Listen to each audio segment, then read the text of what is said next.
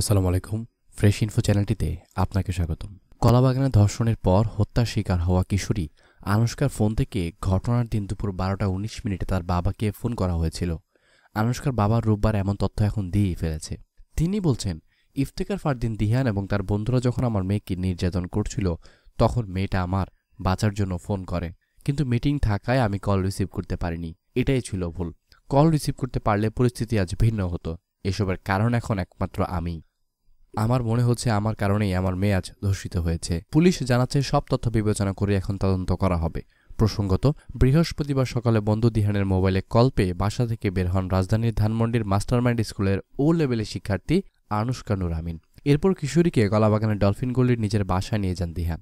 ফাঁকা বাসায় তাকে ধর্ষণ করা হয়। অসুস্থ হয়ে পড়লে দিহান সহ তার 4 বন্ধু তাকে ধানমন্ডির আনোয়ার খান মডার্ন মেডিকেল কলেজ হাসপাতালে নিয়ে যায়। সেখানে কর্তব্যরত চিকিৎসক ছাত্রীকে মৃত ঘোষণা করেছেন। ধর্ষণের পর অতিরিক্ত রক্তক্ষরণে তার মৃত্যু হয় বলে জানান চিকিৎসকরা। এই ঘটনার মামলায় দিহান গ্রেফতার হয়েছেন। তিনি 164 ধারায় আদালতে জবানবন্দিও দিয়ে ফেলেছেন। এদিকে এমন ঘটনায় আনুশকার বাবা বাদী হয়ে মামলা করেছেন। মামলার এজাহারে উল্লেখ করা হয়, গত বৃহস্পতিবার সকালে আমার স্ত্রী ও আমি বের হয়ে যাই। পরে আমার মেয়ে বেলা 11:30টায় তার মাকে ফোন দিয়ে বলে সে কোচিংয়ের পেপারস আনতে বাইরে যাচ্ছে। দুপুর 1:18 দিহান আমার স্ত্রীকে ফোন দিয়ে বলে আমার মেয়ে তার বাসায় গিয়েছিল।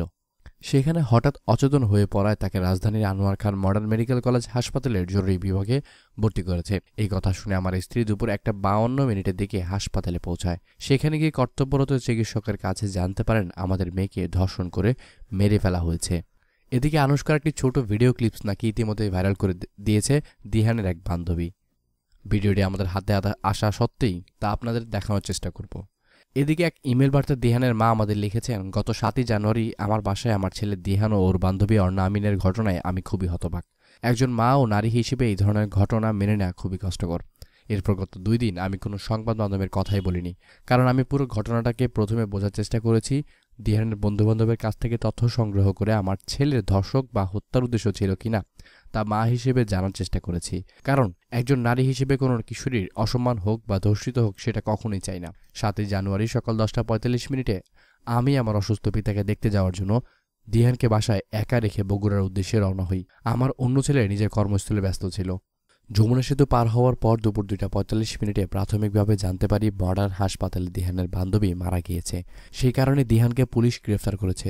দ্রুত ঢাকা এসে দেখি পুলিশ আমার বাসায়। জানলাম মেয়েটি আমার বাসায় দিহানের সঙ্গে দেখা করতে এসে ধর্ষিত হয়ে মারা গিয়েছে।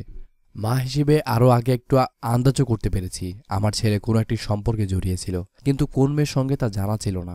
তবে বিভিন্ন মাধ্যম থেকে মেয়েটির অর্ণা আমিন নামের ফেসবুক আইডিতে দিহানের সঙ্গে ঘনিষ্ঠ কিছু ছবি আমি দেখতে পেয়েছি।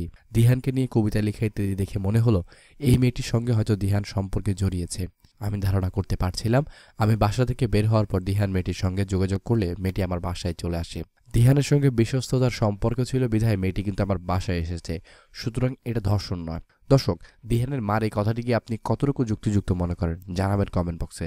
এদিকে আমি মনে করি ধর্ষণ বা হত্যার উদ্দেশ্যে দিহান মেয়েটিকে বাসায় ডাকিনি, এমনটা বলছেন দিহানের মা। একজন আরেকজনকে ভালোবাসে, সেই হিসেবে একান্তভাবে সময় কাটানোর জন্যই হয়তো ডেকেছিল। উভয়ের বয়স কম, একজন নাবালিকা এবং আমার ছেলের বয়স 18 বছর 7 মাস, অর্থাৎ কিশোর। আবেগের বশে উভয়ই শারীরিক সম্পর্কে জড়িয়েছিল এবং অপরিপক্কতার পরিচয় দিয়েছে। পরবর্তীতে যা হয়েছে তার নিতান্তই দুর্ঘটনায় মনে হচ্ছে। আমার ছেলে ধর্ষক বা হত্যাকারী হলে সে নিজেকে বাঁচানোর চেষ্টা করত, কিন্তু সে তা করেনি। সে নিজে গাড়ি করে মেয়েটিকে হাসপাতালে নিয়ে গিয়েছে, মেয়েটির মাকে ফোন করেছে, পুলিশের কাছে ঘটনা স্বীকার করেছে। আমার ছেলে যদি মেয়েটির সঙ্গে অন্যায় করে তাহলে একজন নারী হিসেবে আমিও আমার ছেলের যথাযথ বিচার দাবি করছি। কিন্তু মেয়েটির ইচ্ছায় শারীরিক সম্পর্ক হয়েছিল কিনা এবং একমাত্র শারীরিক সম্পর্কের কারণেই রক্তক্ষরণ ও মৃত্যু হয়েছে কিনা তা খতিয়ে দেখতে পুলিশ প্রশাসনের উপর আমি বিশ্বাস রাখতে চাই এবং বিচার বিভাগের উপর আস্থা রাখতে চাই।